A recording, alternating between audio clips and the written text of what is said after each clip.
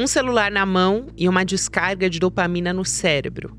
No mundo, os brasileiros estão entre os que mais passam tempo conectados com o aparelho diariamente. São cerca de 5 horas de atividades em tela e 9 horas online. Os aplicativos e os algoritmos são pensados justamente para prolongar o tempo de uso do celular a partir de uma reação química.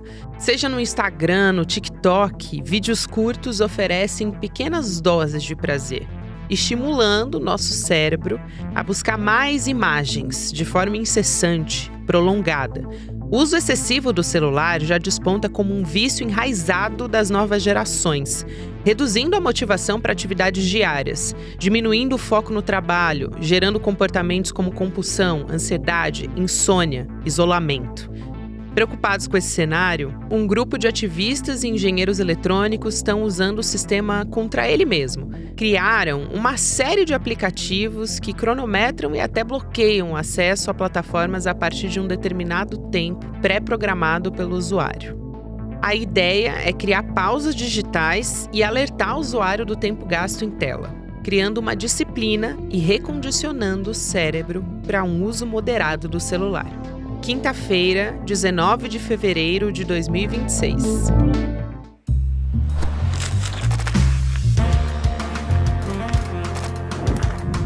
Gabriela Varela, esse é o Advocacia com mais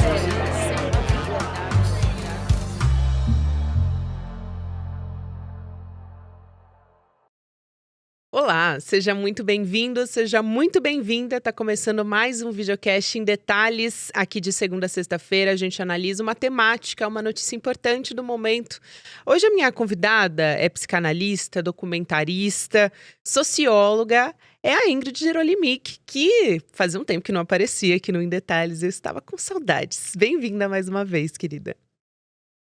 Eu que tava com saudade, eu falei assim, olha, eu estou gravando isso aqui, eu não sei nem se quando vai passar, mas eu falei, pô, me chama no pré-carnaval, eu já tava assim, saindo pro bloco, eu falei, não, Vai Gabi, chegar no pós-carnaval para as pessoas, mas a gente está conversando no pré. mas...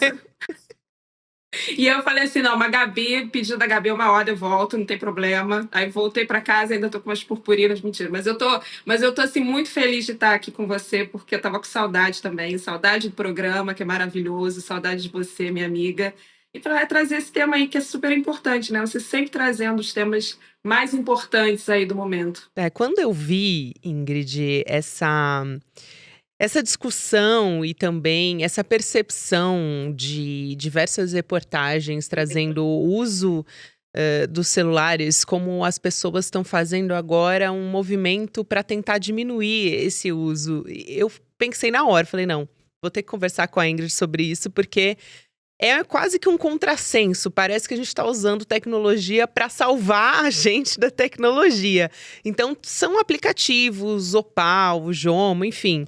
A ideia, o objetivo, eles prometem proteger a gente desse uso excessivo do celular. Então, é um sintoma, parece, aí eu quero te ouvir sobre isso, que parece que a gente perdeu completamente o controle desse tempo que a gente passa usando o celular, né? Do tempo que a gente passa usando as redes sociais. Por outro lado, para trazer um aspecto, assim, otimista, uma visão otimista disso, é que esse aumento as pessoas perceberam, né? Então, um alerta de que a gente precisa estar menos conectado, precisamos fazer alguma coisa sobre isso. Um primeiro movimento, talvez, a gente tenha observado alguns movimentos de resistência à tecnologia e ao uso excessivo de tela.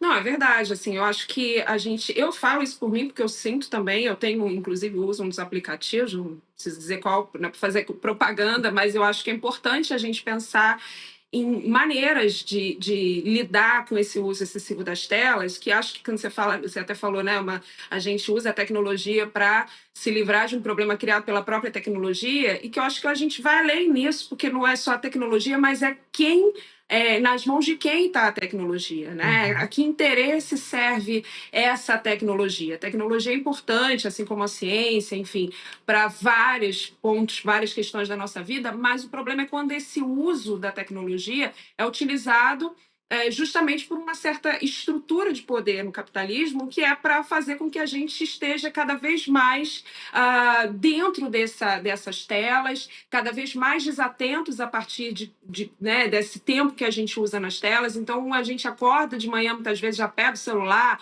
já vai olhar uma notícia, já tá rolando ali o feed do Instagram. E a gente sabe muito bem, né? Já tem várias pesquisas que mostram, inclusive, como que e documentários, até na Netflix, enfim, que mostra como essas tecnologias são criadas a partir até de, enfim, estruturas da psicologia comportamental, etc., no sentido de manter as pessoas ali cada vez mais tempo dentro das telas, né? Então, o que a gente vê hoje, inclusive, são realmente é um vício, né? Não deixa de ser um vício, ela tem a mesma estrutura de vício, enfim, um sistema ali de aumento da dopamina e etc., que qualquer outro vício, qualquer outra adicção, enfim, seja de drogas, compulsões e etc.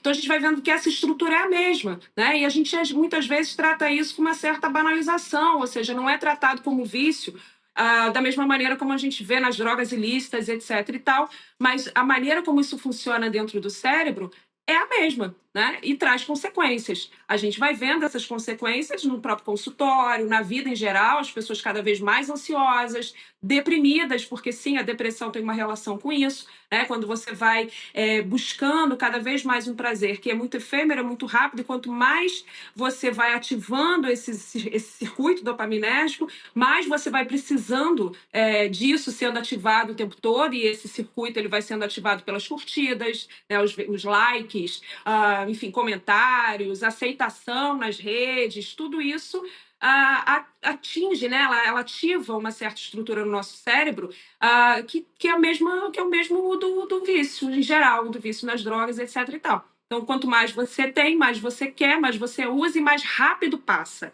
E aí você vai entrando nesse círculo vicioso, não sai dali, não consegue sair dali, por isso tem que ser tratado como um vício. Por isso, muitos países, inclusive, estão limitando, não só por isso, mas também por isso, estão limitando o uso das redes sociais por adolescentes, né? Elas estão fazendo agora cada vez mais tarde, porque tudo isso é necessário, são medidas que a gente precisa, inclusive, no campo das políticas públicas mesmo, né? Porque, de fato, há um problema social. E aí a gente vai falando aqui também, mas são diversos, né? Mas eu acho que a ansiedade e a depressão, ela é, em grande parte, um sintoma desse uso incorreto das redes num sistema né, uma estrutura social que cada vez nos quer mais tempo conectados, porque ganha, porque lucra com isso, né? Com certeza, não à toa é feio o descanso, né? Parece que quando você tá querendo sair dessa lógica da produtividade, as pessoas ficam com vergonha, né? De dizer, eu quero descansar, eu tô saindo de férias, ou é feio você estar numa roda de conversa. Agora eu acho que existe um movimento, ainda bem, mas as pessoas estão passando por uma resistência a isso também, de dizer, sim, eu quero descansar, sim, eu quero ficar sem fazer nada, sim, eu tenho direito ao ócio, mas houve um momento de que era bonito você dizer, nossa, eu tô sem tempo pra nada, eu não vou conseguir, porque assim, o meu dia tá completamente cheio, a minha agenda não comporta. Ai, sabe como é que é essa correria? É uma coisa assim romantizada também, né, Ingrid? Você falou sobre vício. Eu achei isso muito interessante, porque eu estava vendo uma pesquisa da Universidade Federal de Minas mostrando as consequências para a saúde mental desse uso excessivo de telas, a respeito de estresse, de ansiedade também. E o que me chamou a atenção nisso? São diversas gerações. Normalmente, a gente fala ou do uso no trabalho ou então para as crianças, que é um impacto realmente muito importante. Mas o que traz essa pesquisa, que não é só em jovens? Tem dados que eu achei até inesperados sobre a nomofobia em idosos, que é um medo de ficar sem o celular, né? Ou a ansiedade que isso gera. Então, parece que é um adoecimento que a gente vê em todas as gerações, é coletivo, né? A gente sempre tende a olhar para como isso afeta crianças, adolescentes, o ambiente de trabalho e não foca nos idosos. Então, isso me chamou bastante atenção. Sim. Não, o que a gente vai vendo, porque isso é de fato uma cultura que a gente vive hoje geral, né? É uma cultura relacional, ou seja, uma cultura de comunicação, como a gente tem se comunicado com o mundo e com os outros. E eu acho que isso que é uma grande questão também, porque da mesma forma, como eu disse, o capitalismo ele utiliza a gente, não só esse tempo da gente de produção stricto sensu, né? Aquilo que você está produzindo ali na sua hora de trabalho, mas daquilo que você produz enquanto você está assistindo um vídeo que você está falando no feed, daqui a pouco vem outro, e outro, e outro, e outro, mais outro. E aquilo ali também é uma forma de gerar lucro para o capitalismo. Ainda que você não esteja diretamente fazendo isso com o seu trabalho, mas você é, de alguma maneira, um objeto, um instrumento, né, para, enfim, manter essa rede ativa e, portanto, com isso, fazendo os algoritmos enfim, eles poderem fazer o seu trabalho e lucrarem muito com as empresas que lucram com isso. Então, isso é uma questão. Né? Uma outra questão, como eu falei, é essa questão da comunicação, da maneira como a gente hoje se relaciona. Isso não só os idosos, mas os jovens, todos nós estamos nos comunicando a partir de um outro formato, que é o formato das redes sociais, né? Que é esse formato online. E aí que é um grande problema também, porque isso é, para mim, hoje, uma das principais características, uma dos principais sintomas do que a gente vive hoje dessa epidemia da solidão. A epidemia da solidão, que não é só a gente, como você falou dos idosos, né? Como se fosse uma coisa que é natural da idade, que as pessoas vão perdendo amigos, vão perdendo redes e relações, etc. Mas não é.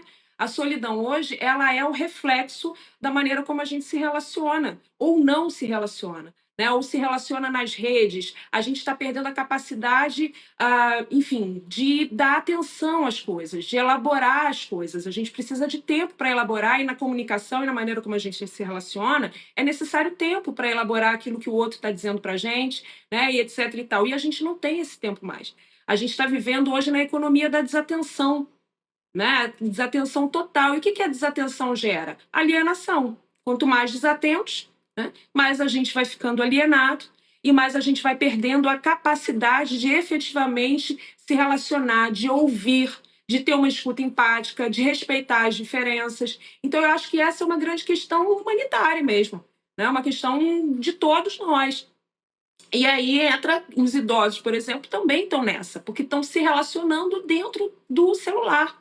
Tem uma coisa que eu acho interessante, porque tem muita gente hoje em dia falando assim, Gabi, e eu sou uma delas, né? Acho que depois da pandemia eu fiquei muito mais em casa. E aí tem todo um discurso nas redes também, assim, ficar em casa, ficar sozinho, a Uhum. solitude, etc e tal. E aí tem uma certa romantização disso. E eu fui percebendo que em algum lugar eu fui romantizando, e a gente vai percebendo o seguinte, que no final das contas você não está em casa, você está mergulhado dentro do seu celular, dentro da sua casa. Verdade.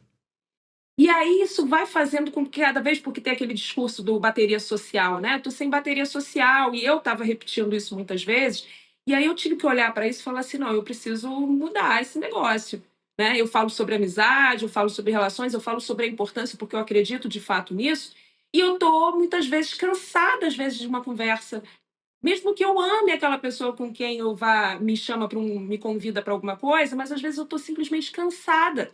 E aí eu fui começar a tentar entender o que que era esse cansaço. Por que eu tô tão assim cansada? Por que que eu não quero conversar com aquela pessoa que eu adoro conversar?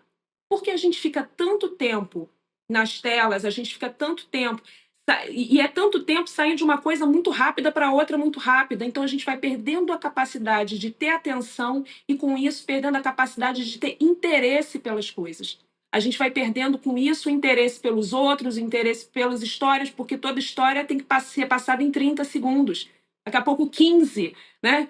Eu vejo lá nas outras redes falando que o tempo que você precisa que a pessoa fica presa num vídeo é menos de 15 segundos. E o que que isso representa para o nosso cérebro, né? Nossa, Então é de fato muito perigoso. eu achei muito boa essa sua observação e acho realmente que parece que, assim, a gente tá em casa, mas você tá desconectado, assim, um exercício, né, uma provocação que você traz. Ou você tá em casa, muitas vezes conversando com as pessoas, ou em rede social, ou assistindo vídeo em rede social, que são esses 15 segundos que você passa ali e rolando o feed o tempo todo. Eu tava conversando, antes da gente vir aqui pra conversa, eu trouxe para a redação, assim, falei, gente, eu vou conversar esse tema com a Ingrid, o que vocês acham, o que vocês sentem, quais são as inquietações para vocês verem como é realmente, assim, esse programa não se faz sozinho, é algo construído coletivamente. E aí, o Léo Gutschel, que é aqui da equipe do ICL, eu até agradeço ele. Na hora, ele começou a conversar e trazer, assim, algumas percepções sobre como as conversas não acabam mais. Então, não é a gente conversou aqui no nosso aplicativo, tchau, até a próxima, né? Enfim, se despede. Não, é uma conversa que nunca mais termina. Então, você tá conectado o tempo todo. Você pode até ir dormir, fica algumas horas sem falar, mas nunca dá tchau, né? Fica 100%. Então, você não desconecta também. E, ao mesmo tempo, você não está encontrando com aquela pessoa, né? Mas você está online, disponível o tempo todo no trabalho, né? Os grupos também desses aplicativos do WhatsApp, tá o tempo inteiro te chamando. Se você não responde também, parece que não tem esse respeito pelo tempo do outro, né? Eu quero a minha resposta imediata que eu preciso agora, e o outro não tá no mesmo tempo que eu, sei lá, tá assistindo um filme, tá descansando, né? Tá tendo direito ao descanso. O Antônio Cândido traz esse conceito do direito ao descanso, do direito que eu quero dedicar aos meus afetos, né? Eu acho que isso é muito, muito importante, essa importância, assim, de você olhar para também conseguir ficar sem fazer nada. Porque estar em casa mais hiperconectado, como você trouxe, né? É realmente uma provocação importante. Porque tem o direito ao ócio, e aí toda essa discussão, debate sobre o direito ao ócio também vem de um lugar onde você tem os trabalhadores, você tem o empregador, então você tem essa relação, você sabe, né, pelo que você luta, contra quais questões você também luta, enfim, você tem uma coisa mais definida. Hoje em dia, quando o Byung-Chul Han, né, traz o livro dele, A Sociedade do Cansaço, aí entra uma outra grande questão muito cruel do capitalismo, porque ela coloca a responsabilidade em você quando fala da meritocracia, quando fala que você pode ser o próximo influencer que vai ganhar milhões e bilhões e sei lá o quanto na rede social, que só depende de você. Né? Que é aquela lógica do coach, trabalha enquanto dorme, etc, etc e tal.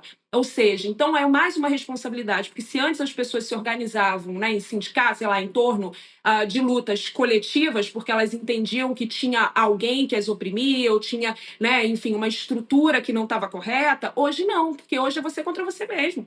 Então, se você não acorda cedo, se você não responde aquela mensagem, se você não grava aquele vídeo, né, você é contra você mesmo. Então, você ainda se culpa por isso. Você fala, nossa, eu não gravei. É por isso que eu não consigo ter tantos seguidores. Eu já me cobrei muito nisso nas redes sociais, né? Porque eu acabo produzindo pouco. E, nossa, isso já virou uma grande questão para mim de trabalhar em terapia, etc e tal. Porque eu não gosto, mas ao mesmo tempo eu sei que é um ambiente importante, porque é isso que a gente falou da tecnologia, né? Tudo tem os seus dois lados. A tecnologia tem um lugar que permite que muitas pessoas que não teriam espaço para apresentar seus trabalhos, que possam fazer, né? Eu sou uma delas, na rede social a gente acaba tendo esse espaço. Mas, por outro lado, né, que é a grande maioria, a gente não tem... isso é tudo uma falácia, porque quantas pessoas conseguem furar a bolha? É a mesma história do jogador de futebol, né? Quantos meninos ficam lá tentando, que são ótimos, são brilhantes, mas que não conseguem. Mas vende-se, né, essa narrativa, esse discurso que colou, de que qualquer um pode ser o próximo influencer que vai ganhar rios de dinheiro, etc., com isso. Né? Então, todo mundo ainda hoje se cobra, não tem mais um outro a que se cobrar. Você cobra de você mesmo, você é o sujeito empreendedor de si mesmo. E essa, para mim, acho que é o que eu falo que é uma das lógicas mais cruéis do capitalismo, né? Porque ela faz com que você seja o seu próprio algoz. Então, você está cobrando o tempo todo de si mesmo. Exato, e aí essa transferência da responsabilidade individual, até pelo seu descanso, é você que tem que se cobrar para isso. E não é uma lógica, um sistema que está te adoecendo, um sistema que está te impondo essa produtividade, né? Tem uma pesquisadora que eu gosto muito, que é a Michele Prazeres, um beijo para ela. Aliás, eu acho que Michele Prazeres adoraria conhecer Ingrid, seria assim, ela estuda a nossa relação com o tempo, a velocidade como violência, é muito interessante.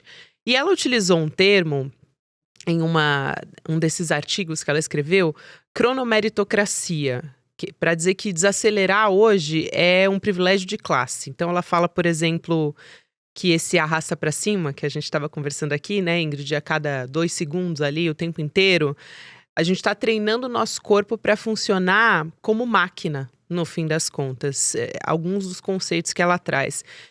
Então, como que a gente fala em transformar esse tempo livre e esse descanso num direito e não indo nessa linha do que você trouxe, né?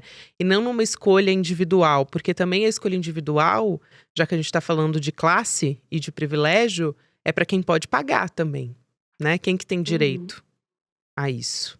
Exato. Ó, já quero fazer assim, um programa aí com a Michelle.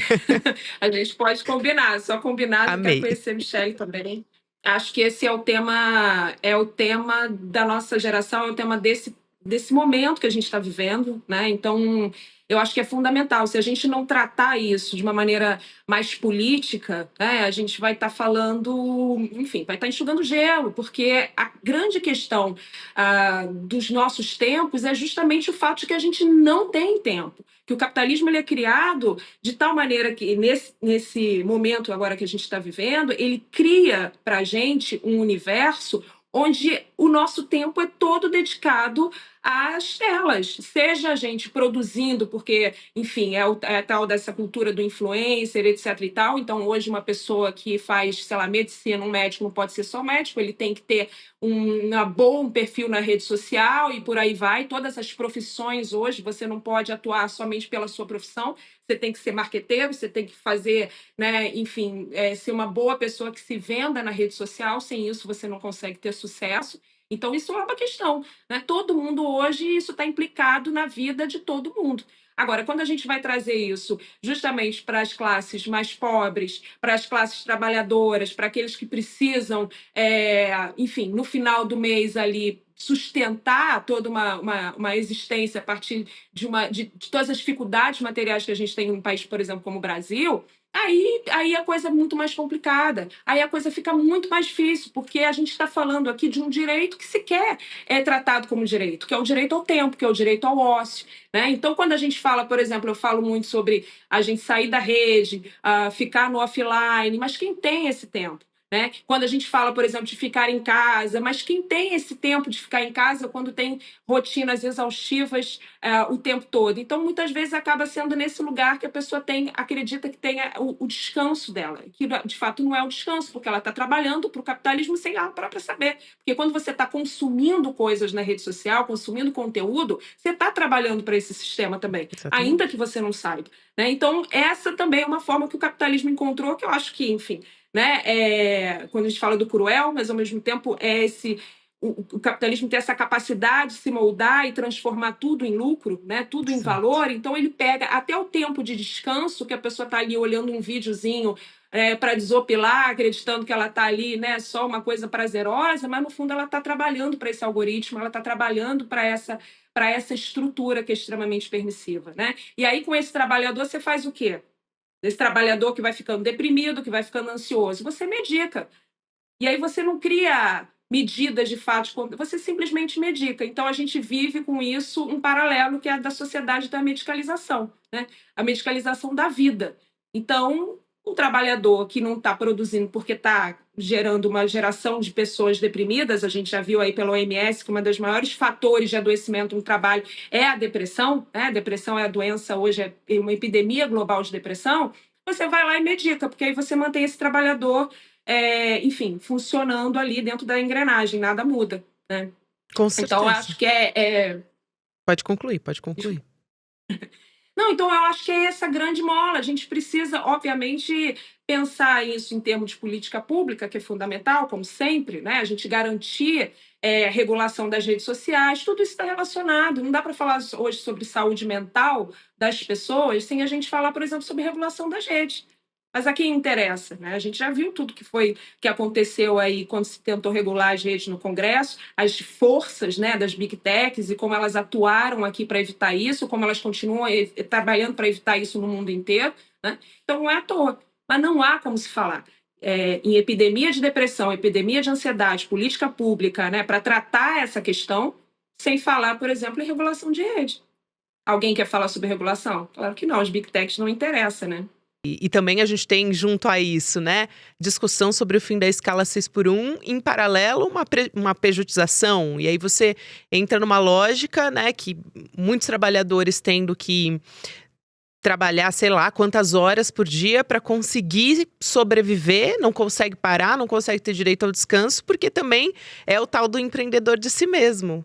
Parece que é um ciclo que se retroalimenta, não dá para sair. Claro, porque é uma discussão, é isso que a gente fala aqui, uma discussão também narrativa, né? Então, quando a gente fala fim da escala 6x1, que é uma discussão importantíssima, ela vai pegar uma parcela da população, né? Uma parcela de trabalhadores. Mas é o que você falou muito bem, você tem aí o motorista de Uber, você tem lá o entregador, né? Enfim, dos aplicativos de entrega, etc. e tal. Quando você vai falar dessas pessoas, essas pessoas elas trabalham, muitas, inclusive, partem da ideia de que até melhor, falam, bom, eu estou ali, eu trabalho a hora que eu quero, o tempo que eu quero, mas tem todo um discurso que envolve uma romantização desses trabalhos, dizendo, bom, só depende de você, né? Você enfim, você que faz a sua escala, você que faz o seu trabalho. Eu lembro que eu recebi uma proposta de uma vez de um trabalho, me falaram uma coisa assim, bom, o salário é esse daqui. Eu falei, bom, mas não é compatível. Daí a pessoa falou, não, mas só depende de você, você pode pegar e fazer 1000 coisas, tipo assim, significa que você vai trabalhar O dia 1000 todo. horas, que o seu tempo não vai dar, mas sabe, que era um discurso, exatamente esse discurso enfim, você só não consegue, você só não consegue atingir o que você quer, porque, enfim, né, você não está se dedicando o suficiente, porque você não pode ser preguiçoso, você não pode dormir 8 horas por dia, que luxo, imagina dormir 8 horas por dia, né? Então, todo esse discurso que coloca esse peso nas pessoas, nos trabalhadores, nas pessoas, de uma maneira geral, mostrando como se, bom, você é fracassado se você não chegar lá.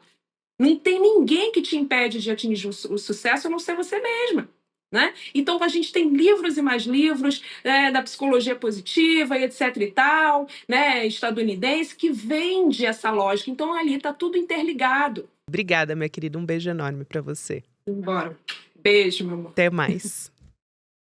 Convite também para você participar aqui junto comigo, você que está acompanhando o Em Detalhes. A gente está muito feliz de anunciar no ICL uma inovação tecnológica educacional. Então, sempre pensando em levar por esse caminho da educação, usar a tecnologia. A gente estava falando aqui de tecnologia para desacelerar, para diminuir os de redes. Aqui também olhando para o caminho da educação. Então, muito importante, é uma plataforma nova que está surgindo aqui no ICL. Você pode acompanhar no dia 26 de fevereiro o lançamento com o Edu Moreira. Vai ser quinta, 8 horas da noite, ao vivo, daquele jeito que você já conhece, online, gratuito. Só você se inscrever em detalhesicl.com.br para aprender, para ter mais bagagem para os nossos debates, para as nossas confrontações de ideias. Agora há pouco a gente falando aqui sobre essas diferenças, né? Sobre estar sempre de frente com o diferente e pensando sempre na bagagem de acordo com os nossos professores, com os nossos conteúdos aqui do ICL, agora pensados para chegar até você de uma maneira mais fácil. Obrigada a você que me acompanhou até aqui. Agora eu tenho Mercado de Investimentos. Depois do Rolê ICL, você pode acompanhar Em Detalhes. Segunda a sexta-feira tem conteúdo novo. Até a próxima.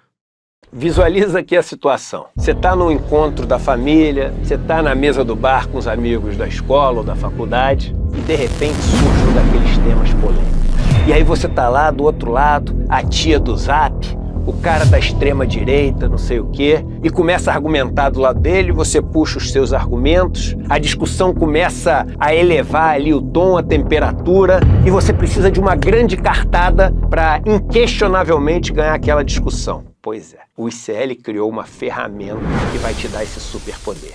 É como se no meio da discussão você pudesse trazer para o seu lado o João César Castro Rocha, o Gessé Souza, a Marilena Chauí, o Michael Sandel, o Domênico de Masi, os maiores professores e professoras do mundo, mas de uma maneira rápida, prática e detalhe, pessoal. É uma ferramenta que não existe no mundo e é fruto de mais de um ano de trabalho de uma equipe enorme do ICL. Ela muda o jogo completamente. Ela se chama Oráculo ICL e vai ser revelada no dia 26 de fevereiro às 8 horas da noite. Todos os dias, as principais notícias do Brasil e do mundo direto no seu WhatsApp, com informação de qualidade e sem fake news. Escaneie agora o QR Code e entre para o canal do ICL Notícias. Informação que importa onde você estiver.